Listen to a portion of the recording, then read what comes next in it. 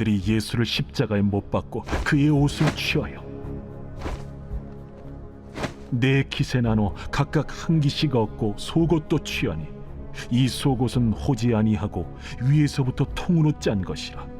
군인들이 서로 말하되 이것을 찢지 말고 누가 온나 제비 뽑자.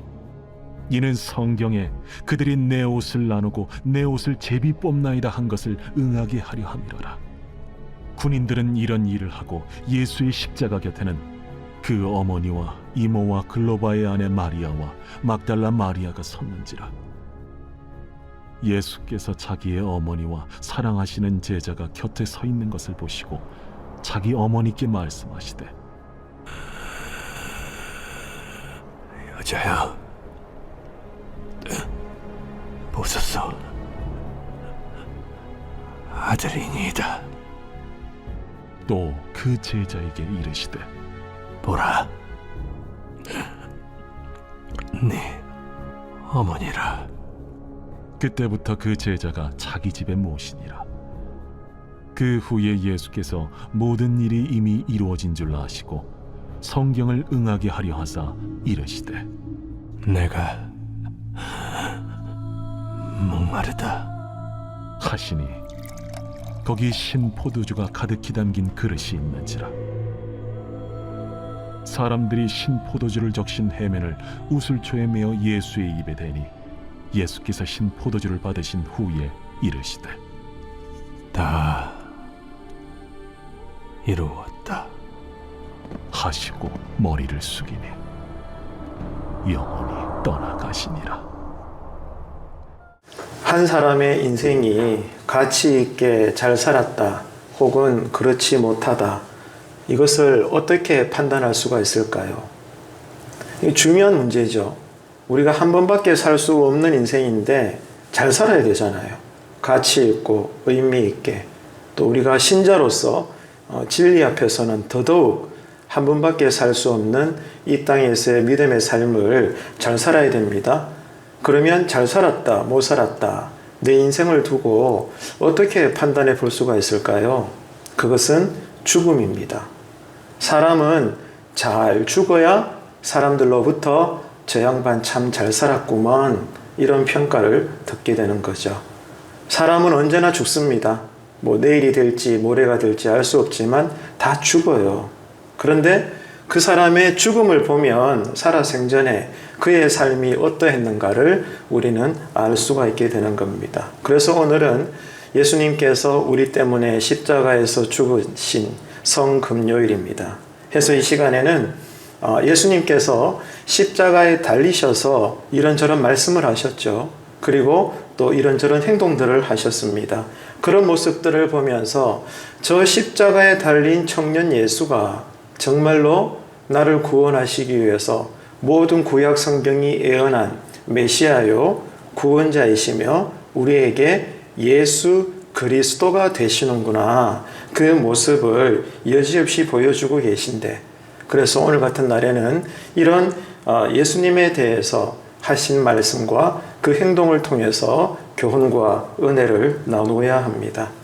예수님은 십자가에서 우리의 죄악으로 말미암아 말할 수 없는 형벌의 고통을 다 겪으셨죠. 그럼으로써 예수님만이 우리를 구원하실 하나님의 어린 양, 구세주가 되신다는 것을 분명히 보여주셨습니다. 그래서 이 시간에는 가장 먼저 우리가 알아야 할 것은 예수님께서 십자가에서 극한의 고통을 당하신 것과 그로 인해서 행동 하나하나가 이미 구약에 예언된 성경의 말씀을 이루시고 성취하신 그러한 의미가 강하다는 거예요.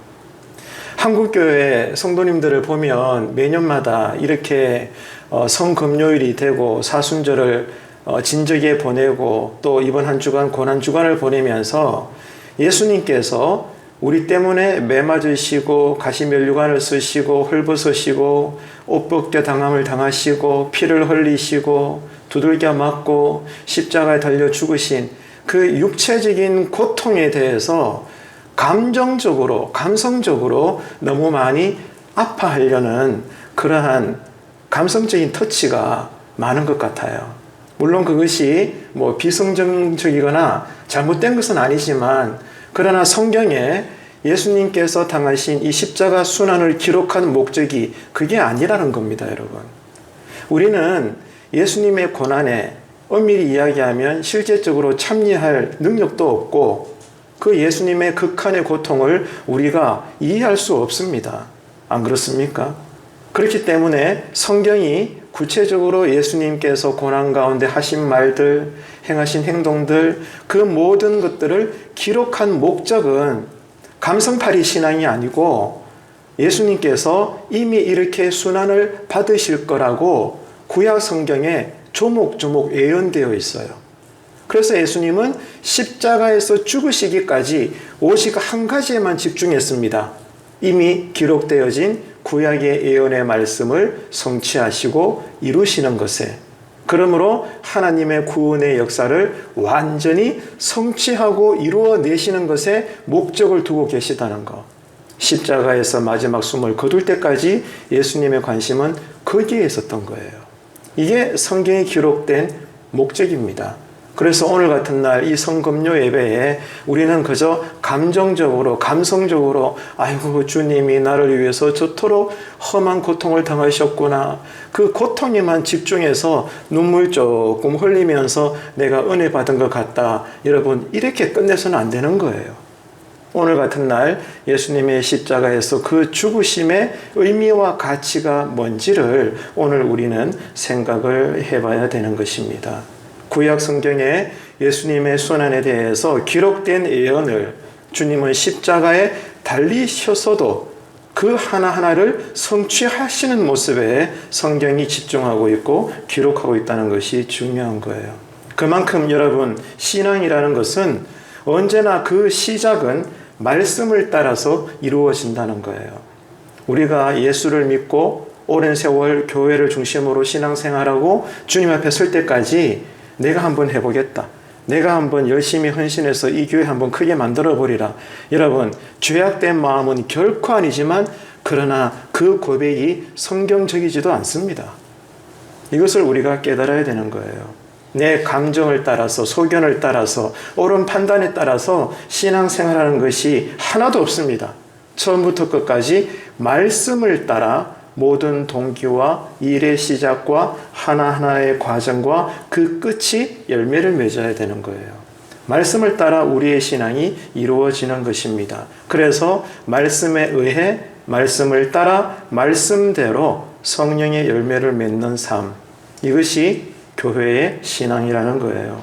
그러니까 우리는 예수를 믿어서 한평생 예배당을 다녀도 여전히 이제 갓 예수를 믿은 어떤 초신자들처럼 말씀에 무지하고, 그러므로 말씀을 따라 생각하고 분별하고 행동하는 그 삶을 모른다 이겁니다. 수십 년을 교회 다녀도. 저처럼 목사쟁이일지라도 여러분 여전히 복음을 모를 수 있어요. 하나님의 뜻을 모를 수 있다고요. 여전히 말씀에 눈 감은 영적인 맹인일 수 있다는 거. 여러분 오늘 우리는 겸허하게 예수님의 십자가의 죽으심을 통해서 우리의 신앙의 실제 모습을 볼 수 있어야 하는 겁니다. 평생 교회를 다녀도 예수라는 이름은 언제나 내가 바라고 소원하는 것을 이루어 주시는 하나의 능력일 뿐이고, 그래서 예수님은 정말 믿기는 믿는데 어떤 면에서는 우리가 예수님의 능력만을 믿다 보니 예수님의 이름을 부적 삼아서 무조건 믿습니다. 잘되게 하여 주실 줄로 믿습니다. 부귀영화 주실 줄로 믿습니다. 썩은 이빨이 금이빨로 될 줄로 믿습니다. 여기에만 포커스를 맞춰서 여러분 우리가 교회 다니는 그런 무당신앙은 아닌가. 오늘 예외에서도 우리는 이런 기준으로 우리의 신앙을 잘 살펴봐야 되는 것입니다. 해서 십자가에서 죽으시기까지 구약의 예언의 모든 말씀을 성취하시고 이루어내셨던 주님의 모습을 우리가 살펴보면서 말씀을 따라 살고 죽지 않는 여전한 교회 안에 우리의 불신앙과 이 불순종을 깊이 회개할 수 있는 오늘 같은 날 성금요 예배가 되시기를, 말씀의 은혜를 받고 모두가 회개하고 결단해서 따끈따끈한 새 은혜, 새 믿음을 공급받는 저와 여러분의 이 밤이 되기를 주님의 이름으로 축복합니다. 그래서 이 십자가에서 보게 되는 예수님의 5가지 모습을 오늘 우리가 따라가 보려고 해요. 첫 번째는 예수님의 옷입니다. 이 예수님의 옷에 대한 예언이 이미 구약에 기록되어 있는 거 아시죠? 그래서 예수님은 십자가에 달리셨지만 여전히 이 옷조차도 말씀 예언대로 성취하시려고 주님께서는 이루셨다는 거예요. 놀랍지 않나요? 우리는 그저 예수님이 저 손목에 대못이 박혔구나, 발등에 못이 박혔구나, 옆구리에 이 살점이 찢겨지면서 창이 들어갔구나, 얼마나 아프실까, 이게 아니고요.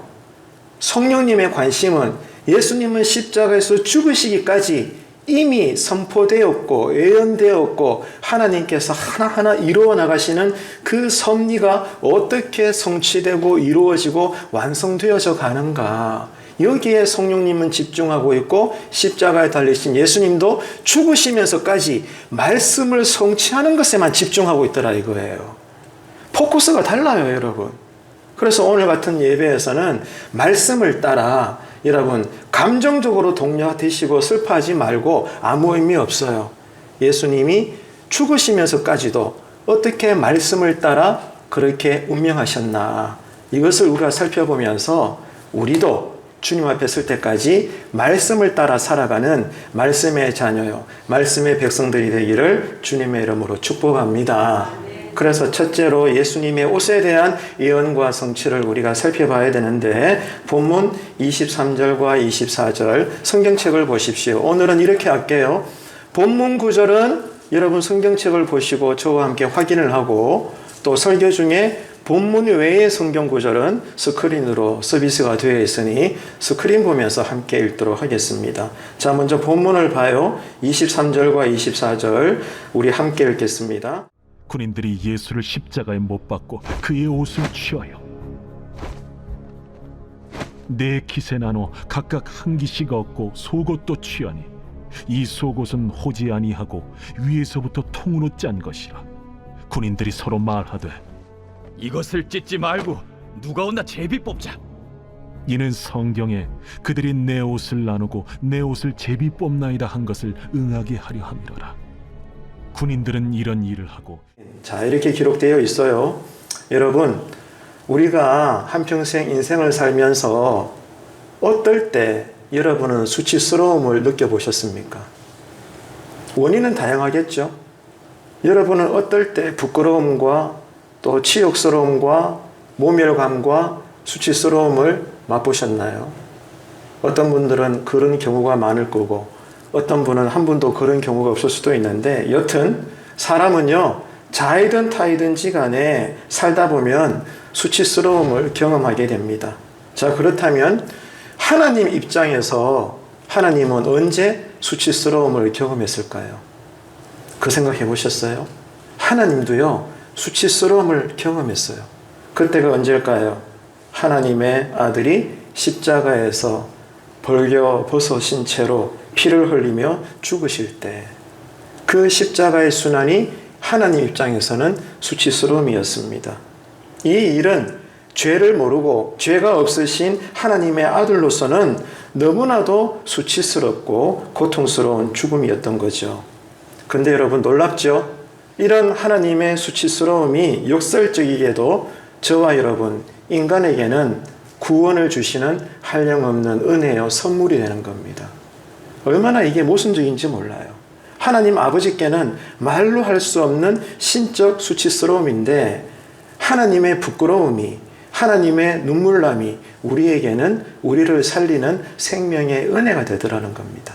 이게 십자가의 신비죠.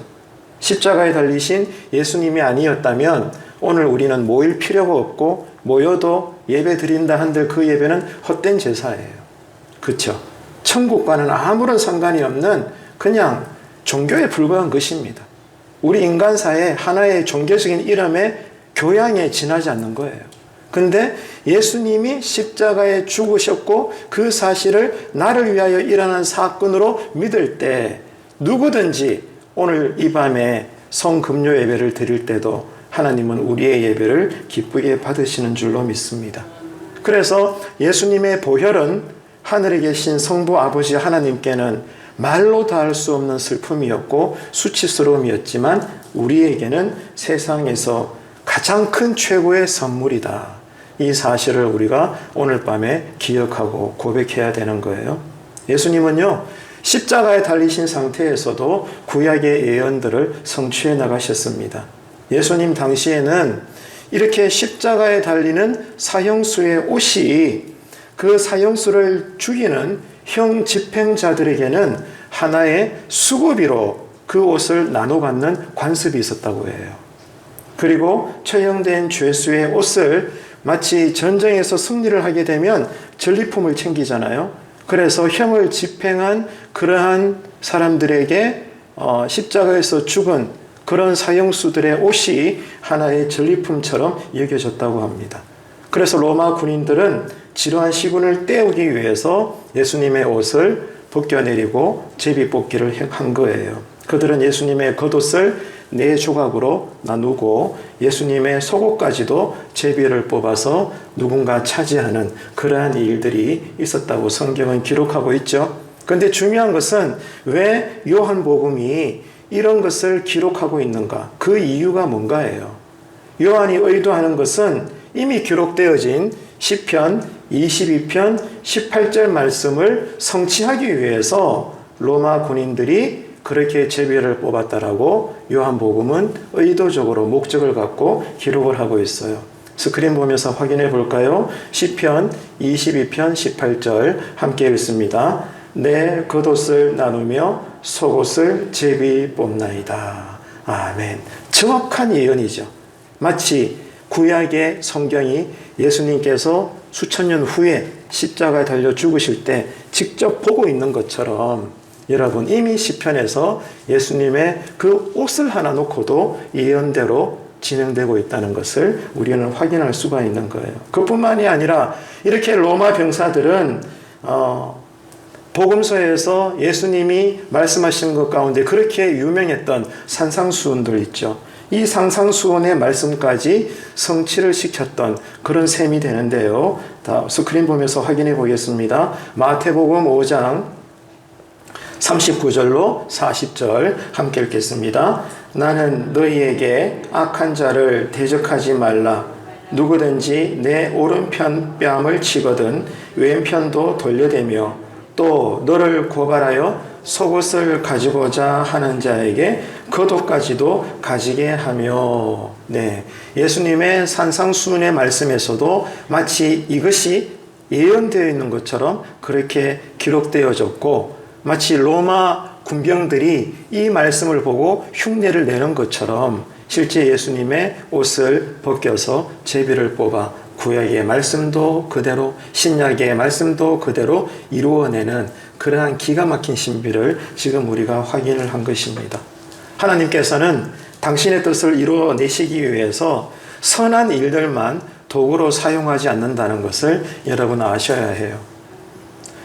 로마 군사들이 예수님을 희롱하고 때리고 예수님의 겉옷과 속옷까지 발가벗겨서 나누면서 제비를 뽑는 게 얼마나 악합니까? 얼마나 여러분 저주스러운 행동이에요. 근데 더 중요한 것은 하나님은 그런 악한 자의 행동까지도 성경 말씀을 이루는데 도구로 사용하시더라는 거예요. 이 하나님에게 집중하세요. 로마 병사에게 집중하지 말고 이런 악한 자도 들어쓰시는 어떻게 해서라도 하나님의 섭리를 이루시고 마는 하나님의 일하심, 하나님의 섭리에 집중할 수 있는 오늘 같은 밤이 되시기를 바랍니다. 여러분 다시 강조해요. 하나님은 어떤 분이십니까? 교회 안에 신자들의 삶만 도구로 사용하는 것이 아니라 악한 자, 악한 방법까지도 하나님의 선을 이루시기 위해서 사용하신다는 것.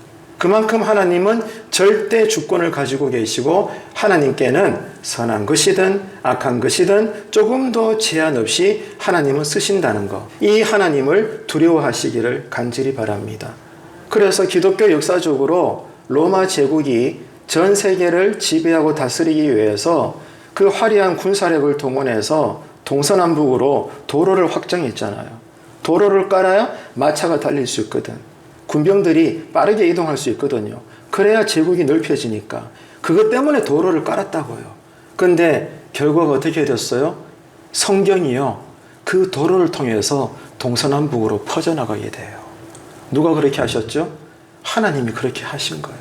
하나님은 악한 방법과 악한 동기에서 일어났던 현실도 하나님은 선하게 사용하신답니다.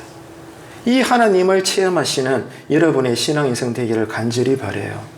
하나님께는 제한이 없어요.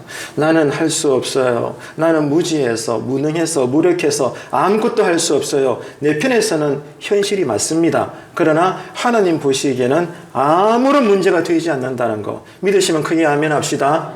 그렇기 때문에 순종이 제사보다 낫다는 거예요. 내가 볼 때는 할 수 없어, 도무지. 근데 하나님께서는 괜찮아. 나는 네가 할 수 없다고 말하는 불가능 한 가지만 가지고라도 나는 민족을 바꿀 수 있어. 나는 여호와 하나님이야 라고 말씀하시는 거예요. 그래서 믿음은 믿음 없는 나를 바라보는 것이 아니라 겨자씨 같은 믿음이라도 이 믿음의 대상은 누구를 바라봐요? 제한 없이 일하시는 하나님을 바라보는 거예요. 여러분은요, 하나님을 바라보십시오. 우리 모두가 여러분 하나님만 바라보고 가정에서도 교회에서도 일터에서도 새로운 신앙 인생을 사는 은혜가 임하게 되기를 간절히 바랍니다.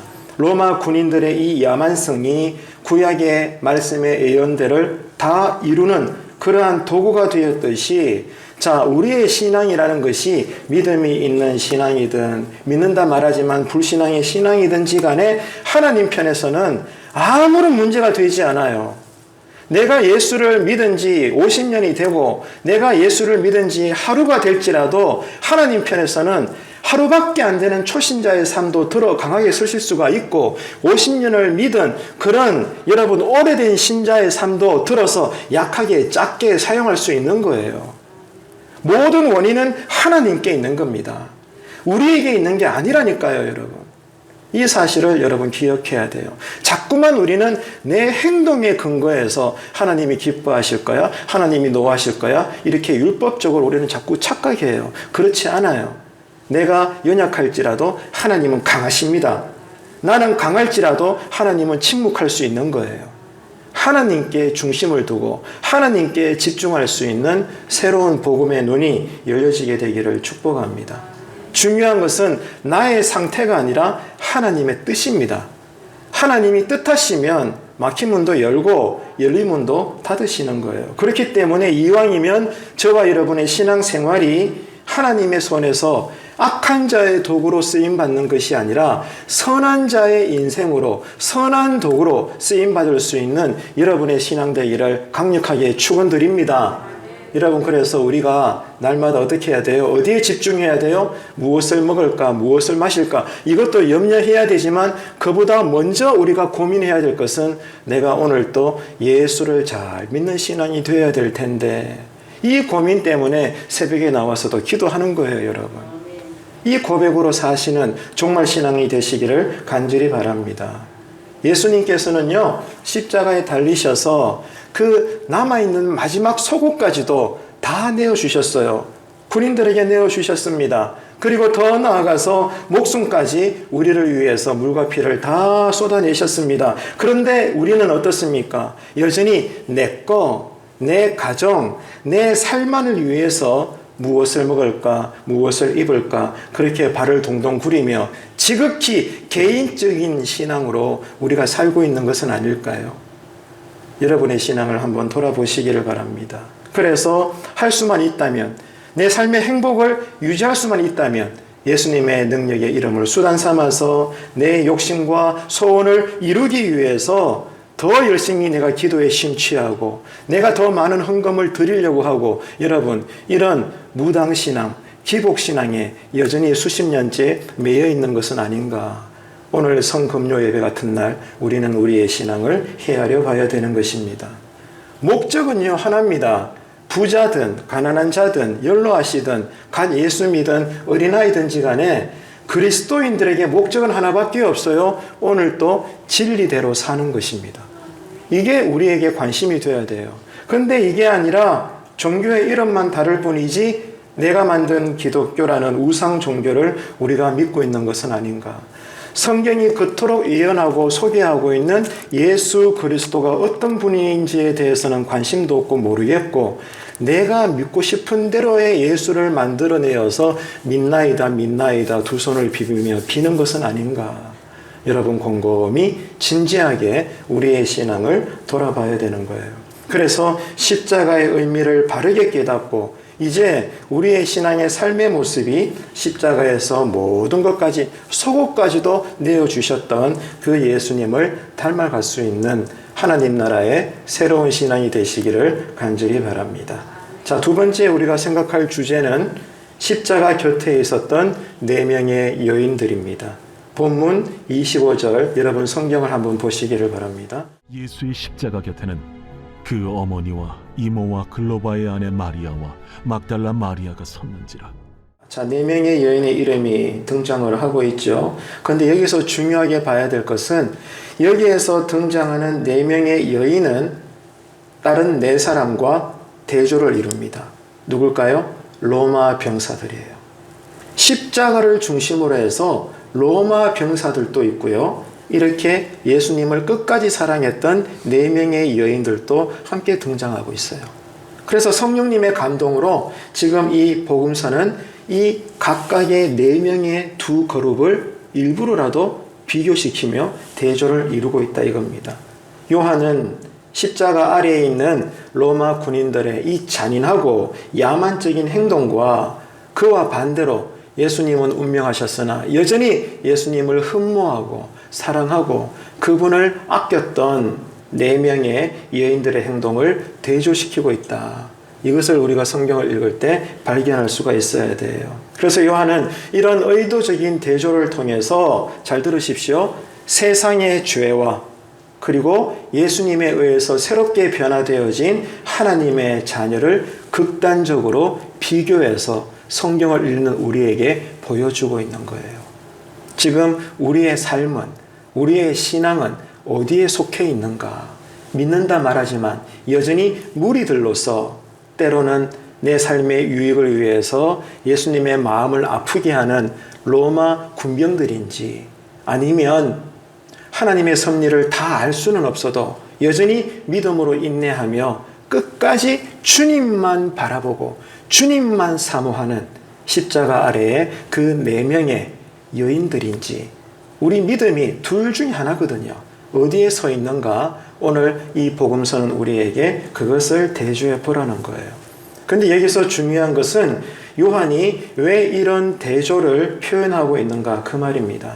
그것은 이런 대조를 통해서 예수님을 여전히 사랑하는 여인들이든, 여전히 예수님을 희롱하여 죽이고 예수님을 힐난했던 로마 병사들이든, 이 선악의 두 부류 모두를 위해서 죽으셨다. 예수님은 유대인들의 죄만을 용서하신 것이 아니라 이방인의 죄도, 예수님은 유대인들의 생명도, 로마를 포함한 모든 땅끝까지 이르는 여전히 주님을 알지 못할지라도 이후에 구원받을 모든 이방인의 죄까지도 끌어안으시고 십자가에서 대속의 죽음을 죽으셨다는 것을 성령님의 감동에 의하여 요한복음은, 모든 사복음서는 이렇게 두 부류를 대조시키면서까지 예수님은 온 인류의 구세주가 되신다.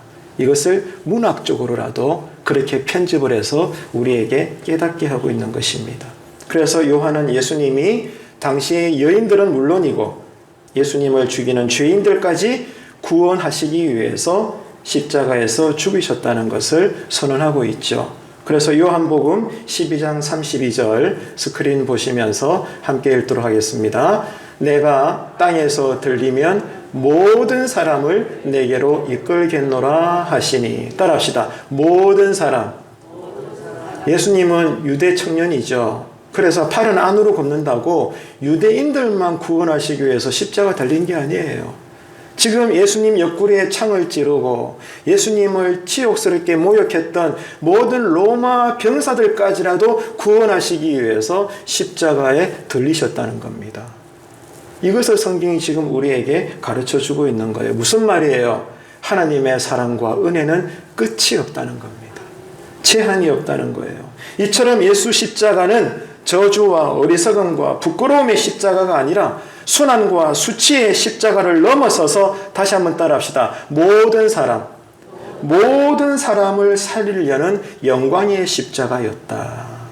이것을 성경을 읽는 모든 독자들에게 성령님은 알게 하시는 겁니다. 그래서 지금 교회와 성도님들이 회복해야 할 것은 육신의 건강 문제보다도, 사업의 성장보다도 이런 십자가의 은혜와 비밀을 깨닫는 것입니다. 그래야 내가 가난해도 감사할 수 있어요. 내가 노력했지만 실패해도 여전히 주님을 원망하지 않을 수가 있는 거예요. 이 행복의 비결이 우리에게 십자가를 통해서 깨달아지기를 간절히 바랍니다.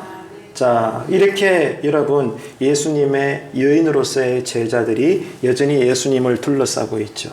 자, 그런 의미에서 여러분 물어봅시다. 제자는요, 어떤 사람이에요? 제자는요, 땅끝까지라도 스승이 가는 길에 곁에 서서 그 스승과 함께하며 스승을 지키는 사람입니다. 그게 제자죠. 안 그래요? 그게 스승과 제자의 관계입니다. 그런데 예수님이 십자가 곁에 있던 사람들 중에 12명의 예수님의 제자들은 찾아볼 수가 없었다. 이게 성경의 고발입니다. 겨우 예수님을 누구보다 사랑했던 요한 한 사람만 여러분 제자로서 예수님의 십자가의 곁을 지켰지, 나머지 제자들은 평상시에 내가 낸데 다른 사람은 몰라도 나만큼은 주님을 보호하고 지킬 거야, 내 장담합니다 주님, 그런가 안 그런가, 그렇게 의기양양했던 모든 다른 제자들은 다 예수님을 배반하고 지금 사라져버리고 없어요. 먼지처럼 사라지고 찾아볼 수도 없어요. 있어야 될 사람들이 그 자리에 없다는 겁니다, 여러분. 이게 남의 이야기일까요?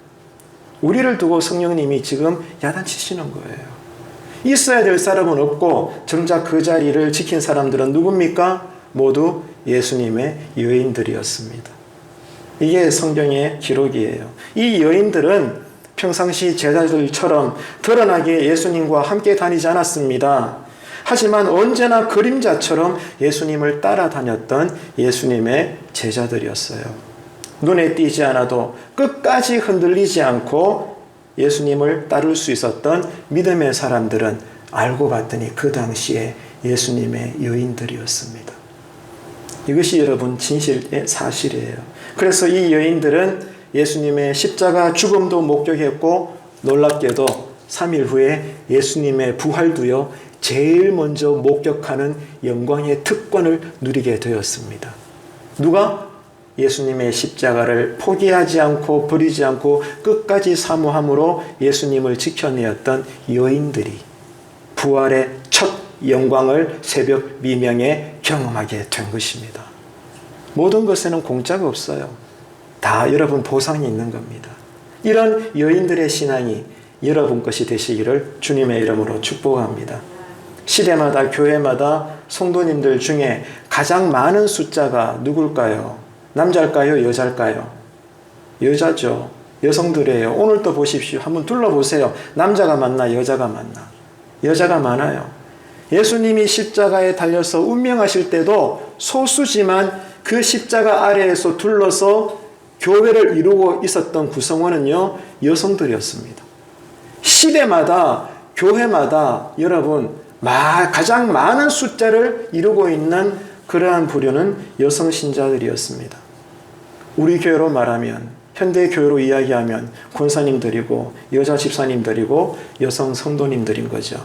그래서 교회가 잘 되고 안 되고는 교회의 여인들에게 달려있다, 이런 말이 있습니다. 오늘 함께 하시는 여성분들 부담이 되시겠습니다. 여러분의 신앙에 우리 교회가 달려있어요, 미래가. 왜? 그만큼 숫자가 많다는 거죠. 그만큼 가장 많은 자리를 여러분께서 자리를 차지하고 있기 때문에 그렇습니다. 근데 여러분, 권사님들, 집사님들 숫자가 상대적으로 교회마다 많은 것이 복이지만 좀 냉정히 이야기해서 오해하지 마십시오.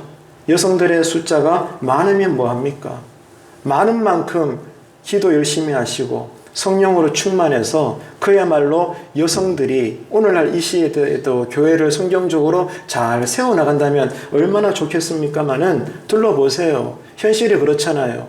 가장 많은 퍼센트를 차지하고 있는 여성 성도님들도 기도해야 될 자리에서 찾아보기가 어렵다는 거.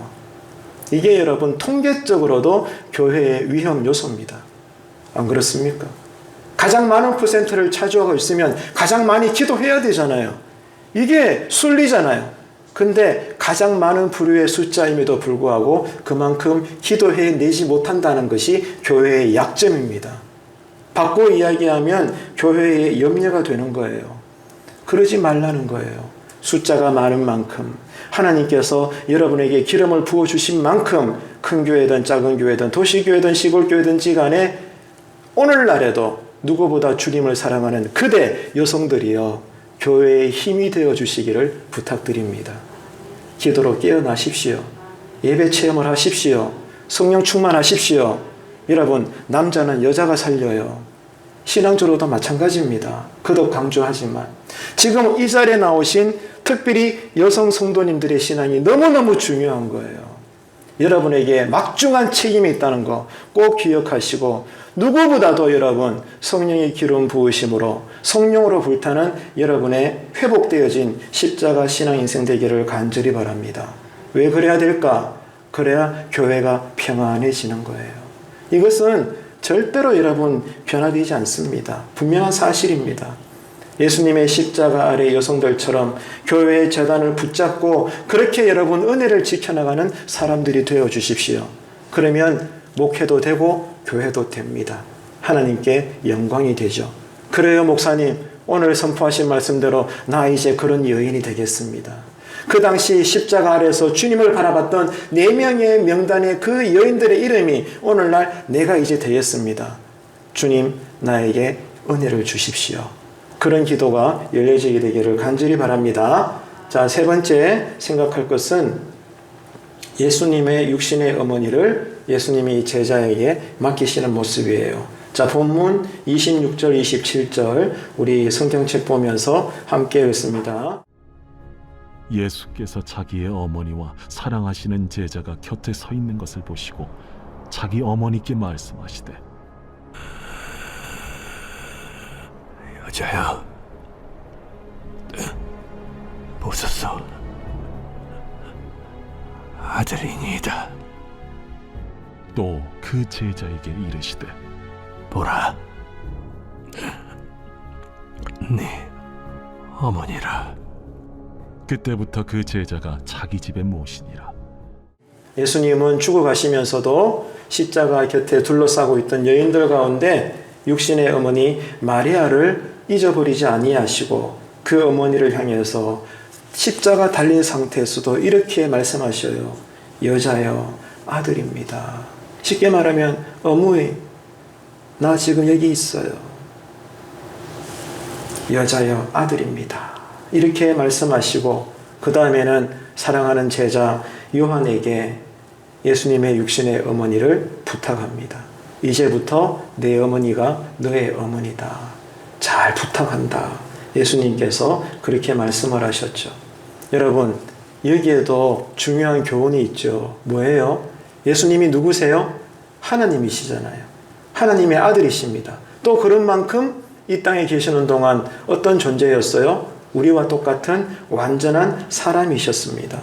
그래서 예수님은 하나님으로서 하나님의 모습만 드러내신 것이 아니라 초월적이고 능력이 많으시며 전능하신 모습만 보인 것이 아니라 또 그런 만큼 완전한 사람으로서의 육신의 아들로서 육신의 어머니를 염려하고 가족을 사랑하는 그 모습을 십자가에 달려서도 우리들에게 보여주고 계시더라는 거예요. 무슨 말이에요? 상식이 통하는 신앙을 가져야 된다, 이 말입니다. 우리가 나 혼자 신앙은 그렇게 특출나고 뜨거우면서도 주변 사람들이 보기에는 그 사람의 신앙 행태가 불편할 수 있어요. 안 그렇습니까, 여러분? 그런 사람 많이 볼 수 있죠. 혹 여러분이 그렇지는 않나요? 나는 그렇게 내가 나를 볼 때 나는 신앙이 좋은 것 같아. 내 생각이 다 맞는 것 같고 내가 교회에서 하고자 하고 주장하는 것들이 다 옳은 것 같아요. 근데 사실 그래요. 근데 더 중요한 것은 그럼에도 불구하고 주변 사람들이 이런 나의 좋은 신앙에 대해서 불편하게 얘기들 하는 거예요. 이유가 뭘까요? 상식에 맞지 않는 열심들이 있어서 그래요. 상식에 맞지 않는 옳음만 주장하는 한쪽으로 치우쳐진 균형을 이루지 못하는 여전히 미숙한 신앙이 나의 이 모습이 교회를 힘들게 하더라 이거예요. 가족의 식구들을 불편하게 하더라 이거예요. 여러분 참 이게 중요한 말씀입니다. 그래서 여러분 오늘 이 예수님께서 죽어가시면서도 육신의 어머니를 효도해드리고 챙겨드리는 그 모습을 볼 때 영적으로 신령한 은혜를 받는 것도 중요한 일인 만큼 우리는 또 어디에 관심을 가져야 돼요? 사람의 도리를 다할 수 있는 상식이 통하는 그런 건강한 교회가 되기를 정말로 주님의 이름으로 축복합니다. 그런 교회가 좋은 교회예요. 영적으로도 신명나고 또 모든 윤리 도덕적으로도 부족함이 없는 그런 성경적인 교회가 여러분 되어야 되지 않겠습니까? 이런 교회가 되기를 간절히 바랍니다. 그래서 여러분 바른 신앙은 교회 일도 잘하고요. 가정 일도 행복하고요. 직장 일도 성실하고요. 모든 일에 균형을 이룰 수 있어야 된다. 그 말입니다. 근데 알고 보면 주변에 한국교회 크리스찬들은 한쪽으로 많이 치우쳐져 있어요. 기도는 열심히 하시는데 말씀에는 무지하고 어떤 사람은 말씀은 해박한데 기도에 체험이 없어요. 교회 안에서는 열심히 일하시는데 교회 밖에서는 불신자들과 그렇게 다르지 않아요. 안 그렇습니까? 성경은 그러지 말라는 거죠. 가정에서도 일터에서도 교회에서도 상식이 통할 수 있는 누군가에게도 공감을 줄 수 있는 그러한 신앙인이 되기를 성령님은 원하고 계시는 겁니다. 예수님은 십자가라는 가장 고통스러운 순간에서도 가족이라는 육신의 사랑의 책임을 다하시는 모습을 지금 우리에게 보여주고 있는 거예요.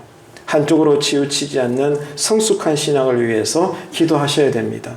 그리고 더불어서 주님을 따르는 성도는 내 가족이라는 내 식구라는 혈연의 관계를 뛰어넘어서 누구든지 간에 슬픔에 빠진 사람들을 여러분이 보신다면 가족을 대하듯이 불쌍히 여기고 끌어안을 수 있는 믿음의 그릇이 큰 여러분들의 신앙이 되기를 간절히 바랍니다.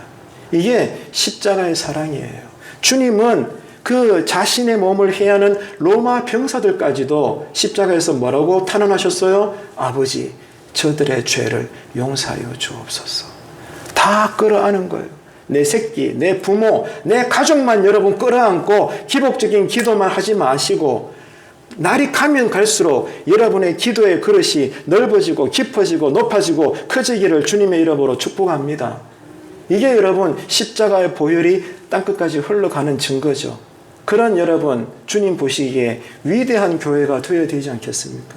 이런 교회가 될 수 있도록 여러분 기도 많이 하시길 바랍니다. 그게 아니라 신앙이라는 구실로 교회 안에서만 거룩에 매이지 마시고 교회 밖에서도 상식이 통하는 책임을 질 줄 아는 그러한 그리스도인이 될 수 있을 때 명실공히 이 땅의 성도들은 사회의 소금과 빛이 될 수 있다는 것.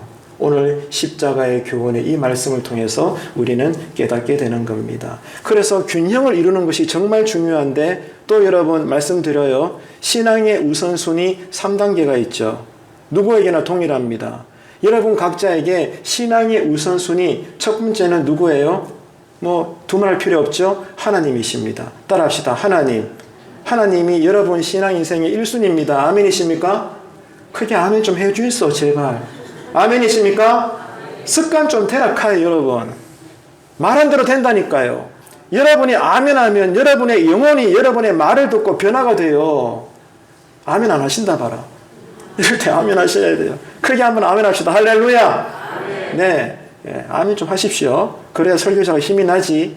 자, 첫 번째 1순위는 누구라고요? 하나님. 두 번째 2순위는 뭘까요? 교회일까요? 가정일까요? 또 헷갈리시나? 제가 몇 번이나 말씀드렸는데 첫 번째는 하나님. 두말할 것 없이 묻지도 따지지도 말고 하나님을 위해서 우리는 살고 죽습니다. 두말하면 잔소리. 두 번째 우선순위는 뭐예요? 교회 일입니까? 가정입니까? 가정이에요. 가정. 지금까지 한국교회가 잘못 가리킨 폐해가 이거예요. 첫 번째는 하나님, 두 번째는 가정입니다. 세 번째가 뭐예요? 교회 사역이에요. 이 원리를 지키십시오. 그래야 가정도 평안하고 교회도 건강합니다. 지금까지 한국교회가 장점도 많지만 극심한 단점의 폐해가 뭐예요? 1순위는 문제가 없어. 사나 죽은 하나님 좋아, 오케이, 다 좋아요. 그런데 2순위와 3순위가 바뀐 거예요. 그러니까 여러분, 교회에서는 거룩거룩 하는데 그 교회에서의 헌신 고백이 가정에서는 분란이 되는 거예요. 안 그래요, 여러분? 이해가 되시죠? 그래서 첫 번째는 따라합시다. 하나님, 가정, 교회. 할렐루야. 여러분 아멘 소리 크게 하세요. 그래서 여러분 이 신앙의 3원칙을 순서대로 잘 지켜나가시는 지혜로운 신앙자가 되시기를 간절히 바랍니다. 자, 네 번째 오늘 말씀의 주제는요, 예수님께서 목마르다 하셨던 외침이에요. 본문 28절 29절 함께 읽겠습니다. 성경책 보시고. 그 후에 예수께서 모든 일이 이미 이루어진 줄 아시고 성경을 응하게 하려 하사 이르시되 내가 목마르다 하시니 거기 신 포도주가 가득히 담긴 그릇이 있는지라. 사람들이 신 포도주를 적신 해면을 우슬초에 메어 예수의 입에 대니. 아멘. 한번 따라합시다. 내가 목마르다. 자, 십자가의 예수님의 이 외침은 예수님이 하나님의 아들이긴 하지만 또 그런 만큼 우리와 똑같이 연약한 육체를 가지고 있는 사람이셨다는 거. 먼저 이것을 여러분 기억하십시오. 예수님은요, 십자가 달리기 전에도 너무 많은 채찍질을 맞으셨잖아요. 채찍질을 한번 맞을 때마다 채찍의 끝에 이 갈고리가 있어가지고 몸을 휘 감아요. 그래서 채찍을 당길 때 이 옆에 있는 옆구리 가죽이 다 벗겨집니다. 그래서 갈비뼈가 다 보여요. 한 대만 맞으셨을까? 수십 대를 맞았겠죠. 그러니까 피가 남아나겠습니까, 여러분? 십자가에 달리기 전부터도 예수님은 너무 많은 피를 흘리신 거예요. 무슨 말이에요? 갈증이 극에 달합니다. 신앙적으로 말하지 않아도 해부학적으로, 인체학적으로 지금 예수님의 상태는 독약이라도 마시고 싶을 만큼 어마어마한 갈증에 지금 예수님은 고통받고 있는 거예요. 또 십자가에 달리면 손을 올리고 있기 때문에 폐가 압박을 받아요. 호흡도 가파르고 또 이 갈증은요 더 심해지는 거예요. 그래서 예수님이 인간적으로도 육체적으로 신체적으로도 극심한 갈증을 느껴서 내가 목마르다. 여러분 그렇게 말씀하신 것도 맞아요. 그래서 로마 군인들은 예수님의 이런 부르짖음을 듣고 신포도주를 예수님 입에 대려고 합니다. 근데 여러분, 자, 여기서 우리는 신자답게 성경을 읽어야 되죠. 자, 성령님의 감동에 의해서 이 사복음서가 예수님이 목마르다 하셨는 이 기록을 왜 기록을 했을까? 그 말이에요. 요한복음은 로마 군인들의 이 행동도요, 예수님이 목마르다 하니까 입에다가 신포도주를 대려고 했던, 어떻게 보면 별 의미가 없는 듯한 그 행동도 이미 구약 성경에 예언되고 있었고, 예수님은 그 순간마저도 말씀을 이루시려고 하셨던 행동이라는 것을 요한복음은 우리에게 보여주고 있는 거예요. 그러니까 서두에 말씀드린 대로 예수님의 십자가라고 하는 극한의 고통의 그 시간과 장소를 보면서 오 주님 어떻게 저런 고통을 겪으셨나, 이 관심은 이제는 다 내려놓으세요. 내려놓고 예수님은 십자가에 달려 죽으시기까지라도 오직 한 가지만 집중하셨으니 뭐예요? 말씀대로 사시다가 죽으시려고. 할렐루야. 사나 죽으나 오직 말씀입니다. 따라합시다. 오직 말씀. 말씀을 따라 말씀대로 여러분 모든 것을 삶을 살아낼 수 있는 정말로 여러분 말씀에 미친 자들이 되시기를 축복합니다. 그러면 여러분 교회가 살고 가정이 사는 거예요. 그래서 요한복음은 로마 군인들의 이 행동이 이미 구약의 예언대로 성취가 되고 있다는 것을 기록하고 있어요. 스크린 보면서 읽어봅시다. 시편 22편과 69편이에요. 먼저 22편 15절 함께 읽습니다. 시작. 내 힘이 말라 질그릇 조각 같고 내 혀가 입천장에 붙었나이다. 주께서 또 나를 죽음의 진토 속에 두셨나이다. 아멘. 이런 예언이 기록되었고요. 이번에는 시편 69편 21절 스크린 되나요? 나오네요. 함께 읽습니다. 시작. 그들이 쓸개를 나의 음식물로 주며 목마를 때에는 초를 마시게 하셨사오니. 아멘. 69편이 더 와닿죠. 예수님의 십자가에서 목마르셨다. 이 부분까지도 성령님은 이미 구약을 통해서 예언하고 있는 거예요. 그토록 여러분 창세기부터 말라기 이르기까지 구약 성경은 언제나 어디에 집중해요? 메시아 되시는 예수님에게 포커스를 맞추고 있어요. 이게 구약 성경입니다. 참 놀랍죠. 그러니까 예수님의 목마름은 인간의 해부학적으로라도 당연한 증상이기도 하지만 이게 중요한 게 아니라는 겁니다. 요한복음의 이 예수님의 목마름의 기록 목적은 그것이 중요한 것이 아니라 예수님의 목마름은 구약 예언의 성취를 위한 것이었음을 강조하고 있는 거예요. 이게 십자가 사건의 의미입니다. 그래서 오늘 본문 28절 여러분 성경책 보시고 다시 확인해 봅시다. 여기 분명히 나오고 있죠. 28절 함께 읽습니다. 시작.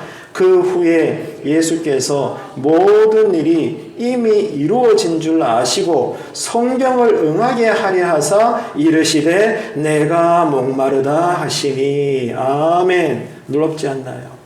그냥 힘들어서 나 목마르다 한 게 아니라는 거죠. 예수님은 극한의 갈증 속에서도 구약에 예언된 말씀을 이루시기 위해서 그것을 인식하는 가운데 내가 목마르다 이런 예언자적인 말씀을 하셨고 이것을 이루셨다는 거예요. 예수님은 상상할 수 없는 육체적인 고통 속에서도 하나님의 계획이 구약 성경의 예언대로 지금 이 십자가에서도 나를 통하여 성취되고 이루어지는 것에 여전히 예수님은 운명 직전에도 집중하시고 이 일을 이루시더라 이겁니다. 이해가 되세요? 이렇게 숨이 꼴딱꼴딱 넘어가시는 순간에도 예수님은 어디에만 집중했느냐? 하나님의 뜻이 어떻게 이루어지는가? 여기에만 여러분 집중하고 있는 예수님의 모습을 보면서 우리의 신앙이라는 것이 우리 신앙의 목적과 관심과 뜻이 어디에 있는가 우리는 절로 회의가 열리지 않을 수가 없는 거예요. 정말 우리는 말씀을 진지하게 대하고 있는가? 말씀을 알고 있는가? 그 말씀을 이해하고 있는가? 그 말씀 따라 내가 죽을지라도 순종하고 있는가? 죽을지라도 말씀 따라 내가 지금 걷고 있는가? 여러분 그런 교회 신앙되고 가정의 신앙되기를 주님의 이름으로 축복드립니다. 이렇게까지 사명을 감당하시는 예수님의 모습을 우리가 보면서 우리는 과연 말씀에 얼마나 영안이 열려있고 이 말씀 구절 하나하나에 우리는 진지하게 대하고 있는 건가? 오 주님, 내가 아직도 말씀에 무지한 신앙 주여 나를 불쌍히 여겨 주옵소서. 말씀에 무지하니까 여러분이 악하지는 않아도 성경의 예언대로 각자 자기 소견에 옳은 대로 말하는 거예요. 교회를 위해서 말씀을 하셔도 여러분이 주장하셔도 말씀의 원리와 뜻을 따라 여러분이 논리적으로 말할 수 있어야 되는데 말씀에 무지하니까 자꾸 인간적인 마음에서 나오는 자기 소견을 따라 여러분 선한 뜻을 따라 교회에서 여러분께서 아름다운 주장들을 하시니 거기에 예수의 열매가 없는 거예요. 그 뜻입니다, 여러분. 여러분이 악해서, 우리가 악해서 각자 자기 소견대로 행하는 것이 아니라 있어야 될 말씀의 양식이 없으니 다른 음식이 자꾸 나오는 거예요. 안 그렇습니까? 그래서 여러분 오늘 이 성금요 예배 드리면서 십자가에서 죽으시면서까지라도 여전히 말씀 따라 이루어내시는 주님의 올곧은 모습을 보면서 이제 우리의 신앙도 사나 죽으나 내가 나의 손에서 말씀을 놓지 않으리라. 주여 이 말씀이 오늘도 내가 읽을 때 깨달아지게 하여 주옵소서. 크게 하면 합시다. 할렐루야. 믿음대로 될 줄로 믿습니다. 무엇보다 여러분 말씀의 은혜를 받으세요. 이 말씀이었구나. 말씀이 말씀을 해석하시는 은혜가 체험되기를 축원드립니다. 그러면 여러분 놀라운 신앙의 역사가 일어나는 거예요. 성경 예언의 성취는 이 예수님의 죽으심이 죄인의 구원을 위해서 하나님의 철저한 계획 속에 이루어졌다는 것을 사복음서는 우리에게 기록하고 있습니다. 그래서 내가 목마르다 십자가에서 벌거벗은 채로 이렇게 외치신 모습은 그 십자가가 실패가 아니라 수치가 아니라 저주가 아니라 예수님의 이 목마름은 온 인류의 생명을 구원하시기 위한 예수님의 신적인 목마름이었고 결국 십자가를 이루심으로 그 목마름을 해결하셨다는 것. 예수님의 목마름은 모든 인류가 목마르지 않아야 될 그 복이 예수님의 죽으심에 있다는 것을 성령님은 감동으로 우리에게 성경을 기록하여 보여주고 있으며 깨닫게 하고 있다는 거예요. 예수님의 목마름의 고난이 우리로 영원히 목마르지 않도록 진리를 주시고 말씀의 생수를 먹여주시고 우리를 천국으로 인도하여 주시는 줄로 믿으시기를 바랍니다. 예수님의 맞음이 우리를 해방시켜 주셨고 예수님의 상함이 우리를 낫게 하여 주신 것입니다, 여러분. 그래서 내가 목마르다. 왜? 예수님이 목이 말라야 우리가 갈증이 없거든요. 그 역사를 지금 성령님의 감동으로 사복음서가 기록되고 있는 거예요. 그래서 여러분 스크린 봅시다. 요한복음 4장 14절 함께 읽습니다. 내가 주는 물을 마시는 자는 영원히 목마르지 아니하리니 내가 주는 물은 그 속에서 영생토록 솟아나는 샘물이 되리라. 할렐루야! 할렐루야! 이 샘물을 우리에게 주시려고 주님은 목이 마르신 거예요. 이 십자가의 비밀이 오늘 예배 때 우리는 깨달아져야 되죠. 자, 여러분, 그래서 29절 본문 보시기를 바랍니다. 29절 계속해서 함께 읽을게요. 거기 신 포도주가 가득히 담긴 그릇이 있는지라. 사람들이 신 포도주를 적신 해면을 우슬초에 메어 예수의 입에 대니. 자, 예수님은 타는 듯한 목마름을 나타내심으로 죄인들을 향한 사랑의 갈증을 느끼셨다는 거예요. 이 영적인 해석입니다. 그래서 여러분, 우리가 어떤 존재냐? 예수님이 그렇게 사랑의 갈증을 느끼실 만큼 우리는 예수님으로부터 사랑을 받은 존재입니다. 이 사실을 여러분 꼭 기억하십시오. 그래서 하나님 앞에서 바르게 살아가는 신자는 어떤 사람이냐? 늘 하나님의 사랑에 매인 사람들이에요. 그래서 일이 잘 풀릴 때도 겸손하게 감사. 일이 뜻대로 안 될 때도 그래도 하나님은 여전히 나를 사랑하셔. 믿음의 인내로 여전히 실패 속에서도 감사. 여러분, 이런 놀라운 은혜 체험이 여러분에게 임하게 되기를 축복합니다. 그러면 세상이 어떻게 우리를 이길 수가 있겠어요? 그래서 그 십자가 은혜와 사랑 때문에 교회 모든 신자들은 자원하는 헌신으로, 때로는 섬김으로, 때로는 희생하면서까지 교회와 성도들을 섬기는 것입니다. 그래서 부활하신 예수님이 배반자요 실패자인 베드로에게 나타나서 묻지도 말고 따지지도 말고 한 가지만 질문하셨잖아요. 베드로야, 너 여전히 나를 사랑하느냐? 3번이나 묻잖아요. 바로 그거예요. 주님을 사랑하기 때문에 새벽 예배도 지키시는 거고, 주님을 사랑하기 때문에 없는 가운데서도 헌금하는 거고, 주님을 사랑하기 때문에 피곤한데도 교회 와서 청소하시고 페인트 칠 뒷바라지 다 하시고 다 그러는 거예요. 주님을 사랑하기 때문입니다. 여러분 아멘이십니까? 그 사랑이 절절히 날마다 체험되어지는 십자가 은혜 속에 사시기를 간절히 바랍니다. 자, 조금만 더 힘낼까요? 이제 마지막 5번째 주제예요. 따라합시다. 다 이루었다. 예, 예수님의 마지막 외치심이죠. 다 이루었다. 이 말씀을 우리가 잊어버리면 안 된다. 그거예요. 본문 30절 보시겠어요? 함께 읽도록 하겠습니다. 시작. 예수께서 신 포도주를 받으신 후에 이르시되 다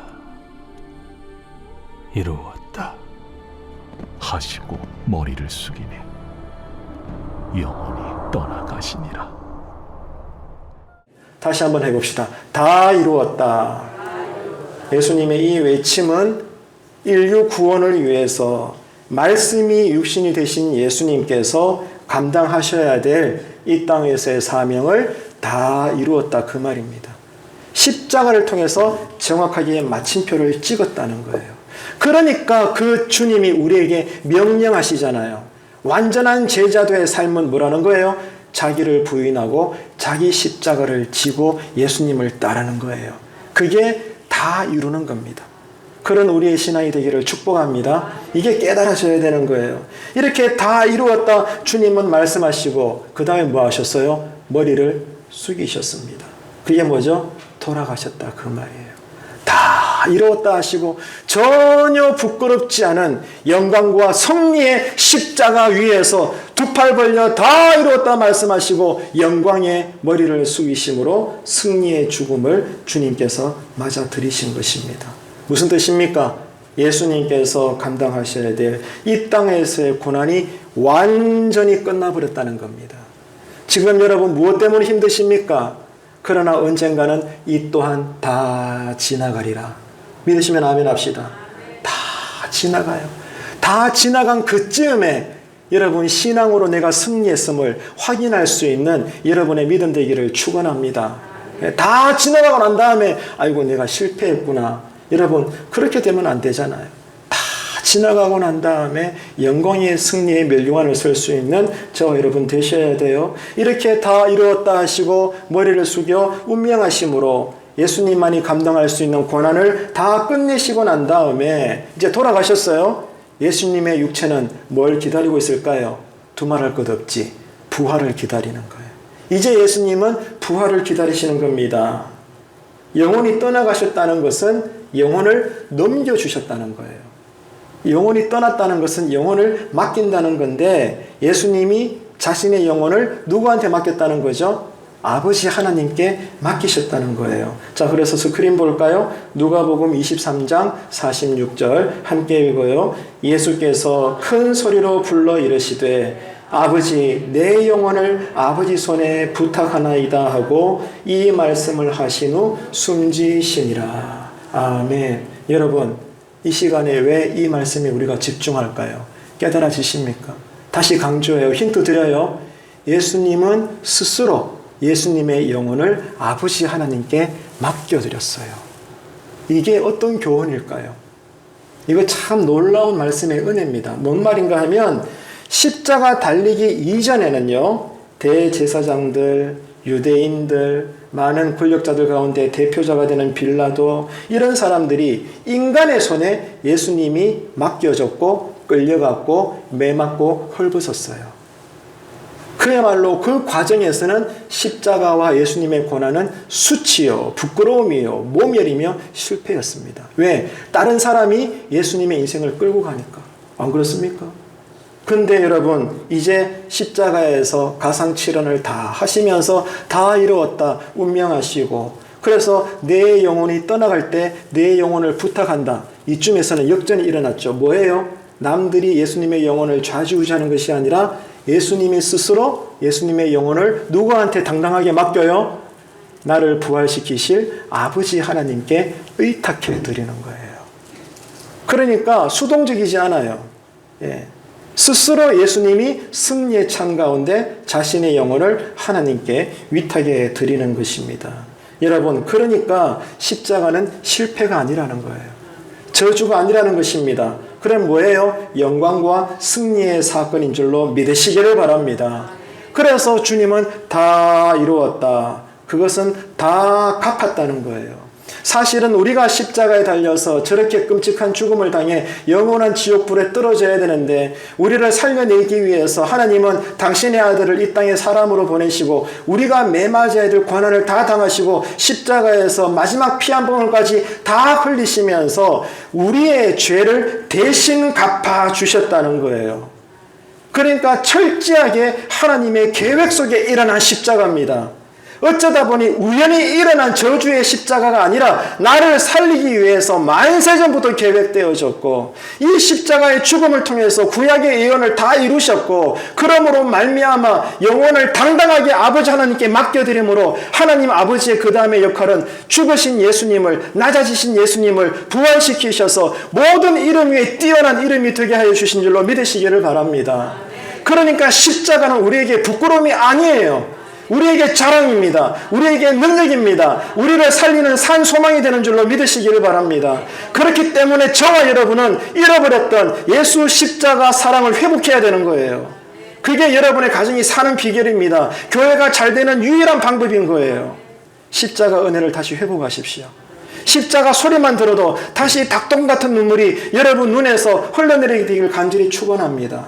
그게 여러분 부흥되는 유일한 비결이에요. 그래서 오늘 같은 성금요 예배가 귀한 예배가 되는 것이죠. 그렇기 때문에 신자는 언제나 특별히 고통 가운데서 뭘 바라봐야 돼요? 예수님의 십자가와 예수님의 부활만을 바라봐야 되는 거예요. 저기에 우리의 소망이 있는 것입니다. 이게 신앙의 본질인 거예요. 그 은혜의 감동으로 우리가 사는 것입니다. 여러분, 그래서 이제 말씀을 맺겠습니다.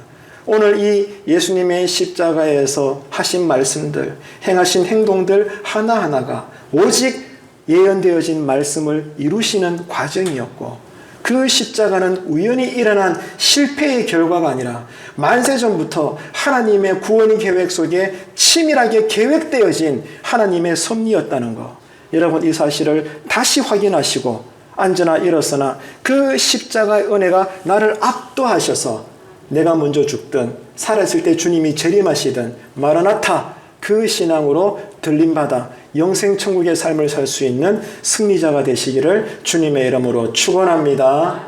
축원합니다.